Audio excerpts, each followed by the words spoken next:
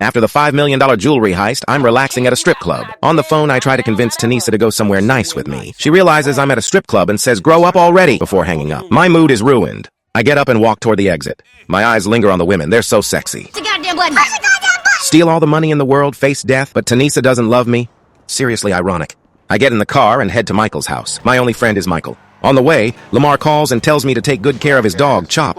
I promise him I will, tell him not to worry, and hang up. I miss Michael and push the gas pedal even harder. Eventually, I arrive at Michael's house. The first thing I do is check the balcony. Every time I come here, something happens. Isn't that Tracy? She's on the phone with someone, up to something again. We'll find out in the next episode.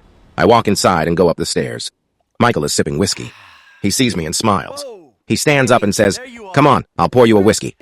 We celebrate because we pulled off the heist of the year.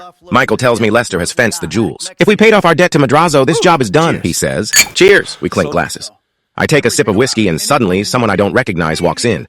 Michael looks at Dave and says, "Haven't seen you in a while." Dave replies, "Michael, if Trevor finds out you're alive, you're Michael shrugs. "It's fine," he says. Dave gets pissed and turns on the TV.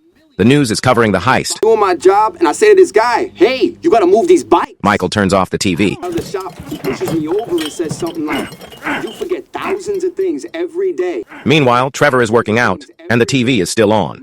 He looks like he's been shot in the head when he hears the security guard's voices, Michael's voice among them. Trevor realizes Michael is alive and pulled off the jewelry heist. He gets furious and storms outside. Michael's ghost follows him. The leader of the biker gang, Johnny, knows I've been giving his girlfriend drugs and working out with her. He tells me, "I'm telling you this isn't right. You need to stop my girlfriend." I reply, "Come on, let me you instead. Take off your pants," I say. His friends rush at me. "Hey, Trevor, you don't even like guys," they yell. I look at Johnny and say, "Don't worry, it'll be quick." I try to reassure him. First, I invite Johnny to dance. Then I grab him by the throat and slam him to the ground. I smash a beer bottle over his head. Then, I stomp his face into the ground. I swear a lot, so much. Johnny lies motionless on the ground. I keep swearing as I walk away. Johnny's girlfriend runs over, causing a scene. I hit the road to wipe out the biker gang from the face of the earth. After finishing off Johnny, I start hunting down every biker I can find. The gang wars begin. My friend Ron warns me that Ashley might betray us. "She's a total We need to kill her," he insists.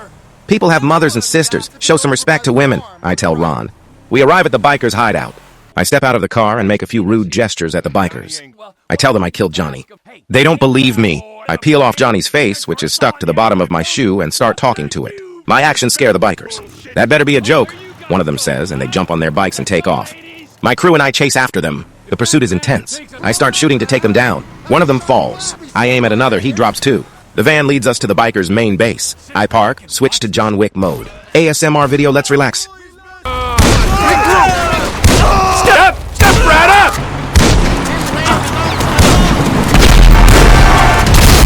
You forgot how to use your horn! Privileges!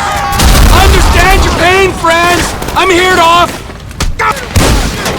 Such a shame we got to kill Asshole! Gonna be on that hog much longer! Work for me, too!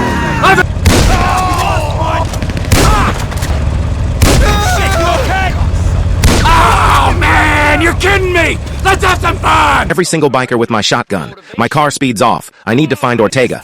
On the way to Ortega's place, I track down the last biker who escaped and kill him too.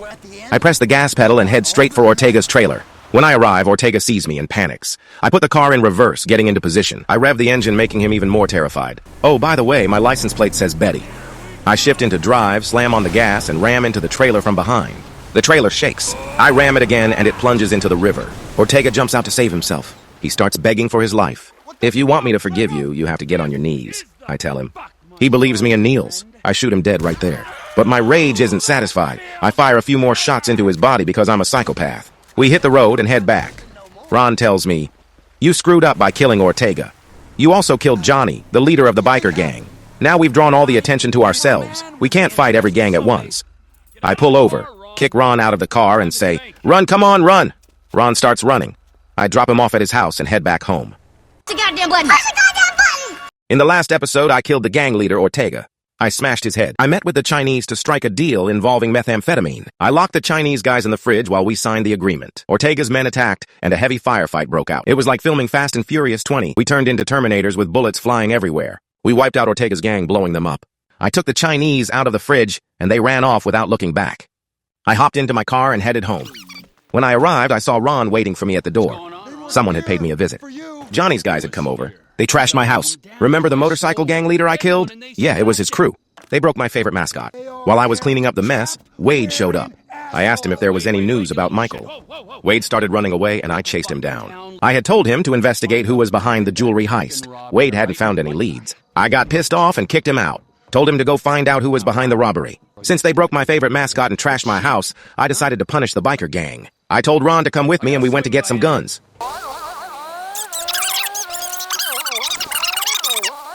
When we got to the gun store, I chose a nice weapon to wreck the bikers. My eyes landed on a sniper rifle hanging on the wall. I also picked up a scope.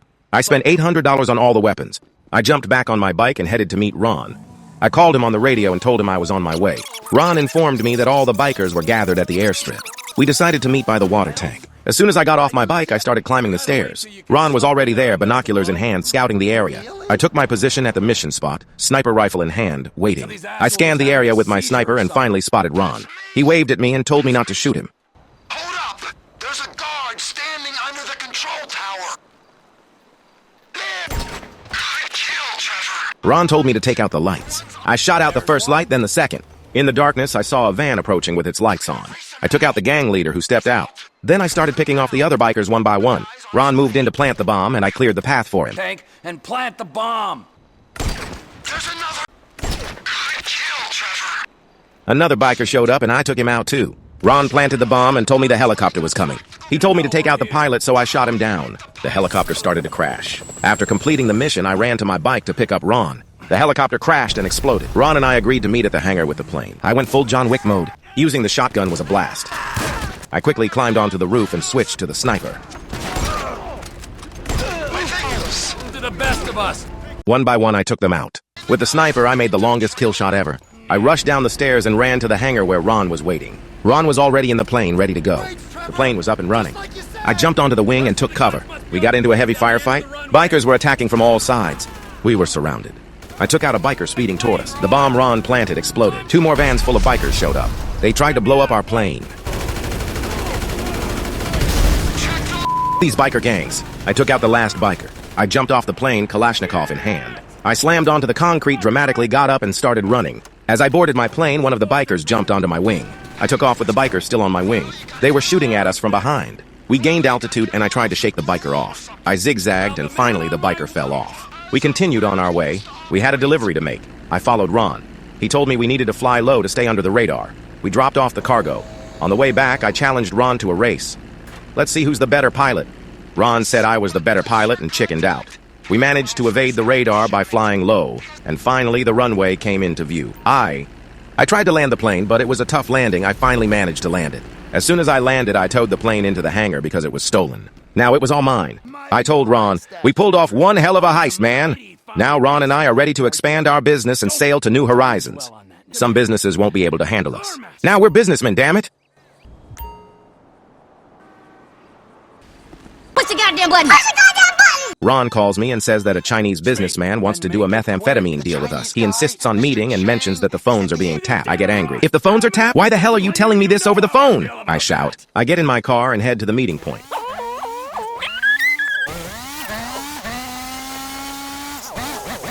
After parking, I step into the bar. Inside, there's a fight going on. Drunks are brawling. Janet tells me I can't enter the bar. I watch the fight for a moment and then yell, I'm the biggest drunk here, damn it! I jump into the fight and smash a guy's head in. I feel like Dana White in the UFC. I celebrate the victory like McGregor. Since I stopped the fight, I turn to Janet and say, now pour me a whiskey. But Janet snaps back, no service for you! At that moment, a Chinese man in a suit, red tie, and glasses walks in. He introduces himself as a translator. He says Mr. Chang is the son of his boss. They're here for a drug deal, but the boss's son is completely wasted. Mr. Chang, under the influence, tries to hug me. This reminds me of my past encounters with the biker gang leader, John. The last time I hugged someone, it was him. I turn to the translator and say, I've been a drug addict for 40 years and I've never seen anyone this high, holy shit. The translator chases after me. Please, Mr. Trevor, take the job. If you don't, my boss will kill me. I look at him and reply, teach me Chinese and the deal is on. Our crazy friend returns. I take the translator and the mafia boss's son to my hideout. As soon as we get in the car, I call the chef and tell him we're heading to the kitchen.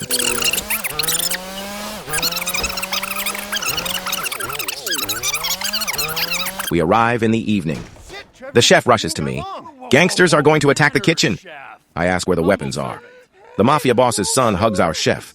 In a few moments, this place will turn into a bloodbath.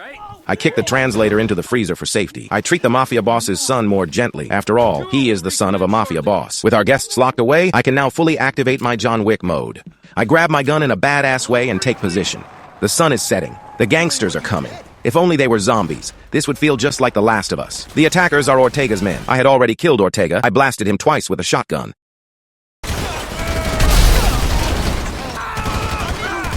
Not all of them yet!